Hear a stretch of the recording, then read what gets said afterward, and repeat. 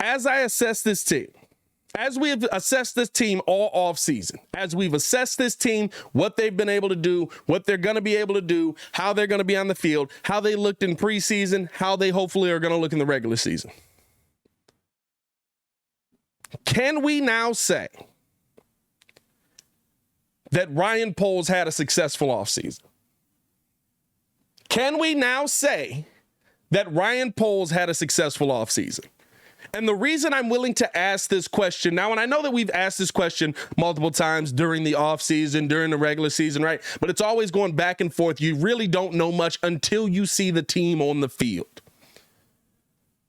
Here's the things for me. While personnel-wise, maybe there can still be some argument. Right? We don't know the full slate of the players that are in here because of the kind of game that Sunday was. But I'll say this, and I said this during the live yesterday. At a minimum, we now have a coach in the building that gets us here. What is here? Here is looking like a modern-day NFL football team.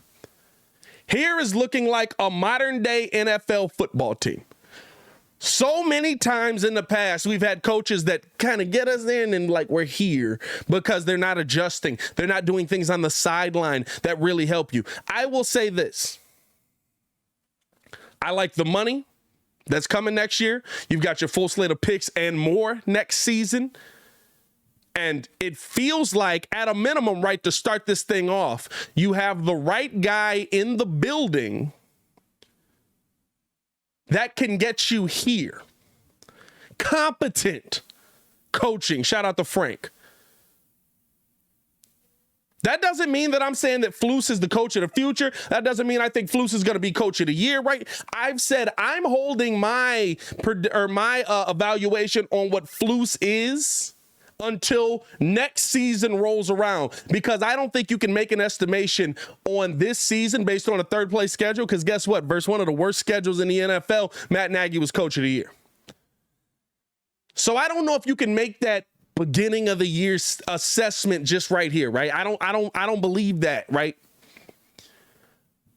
But there's something to be said about getting guys in the building that are competent at doing their job and are going to move or are going to adjust your players to put them in a successful position. Now, do we feel like we have all the talent in the world that's going to put us over the top? I don't know that yet. We haven't seen that yet. We're 1 week into the season, and it was one of the craziest games you've ever seen. But I will say this. The defensive talent that he selected looked really good.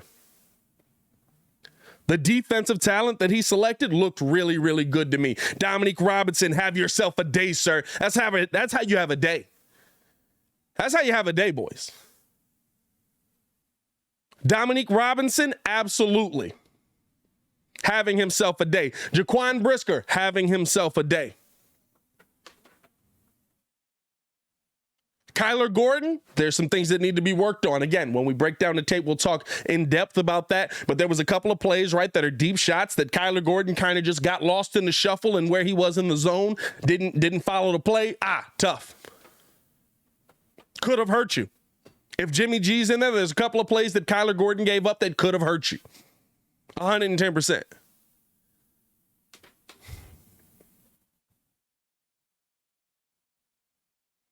But I'm looking at the staff that's in place, the personnel that he selected, at least the young guys, right? I wouldn't say it's the greatest first showing that we could have expected for Braxton Jones, but also I can't say that it's the worst showing that I've seen at that left tackle position. And he had Nick Bosa going up against him.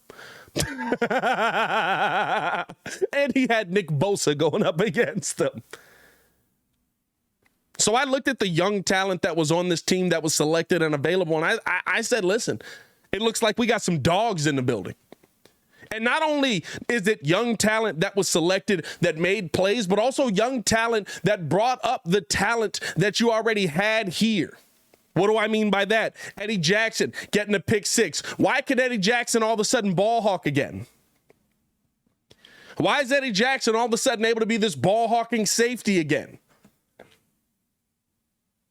Because you went out and you got a safety that did the opposite of what he does, so Eddie Jackson doesn't have to just sit in the back and protect for the run. because that's not what he does. It's not his game. He's a ball hawking safety. It's not where I want to see it's not where I want to see him at, right?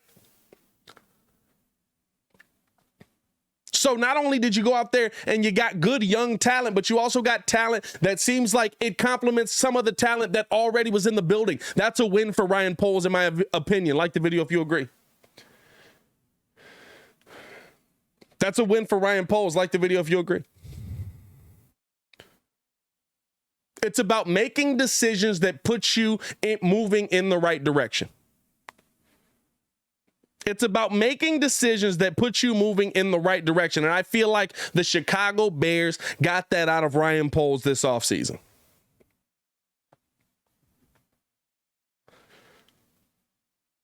And so, I mean, for me, right, like that's where I you go out and you find the talent. That's part of it. You go out and you find some of the coaches. That's part of it. But can you find coaches that the players that you currently have bought into?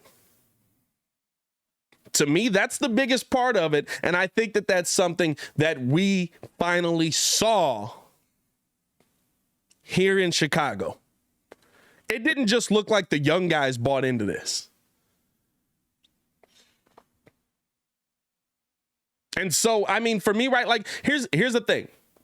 What are your biggest takeaways from that Sunday game? Drop your biggest takeaways in the chat from that Sunday game. Appreciate you guys for tuning in.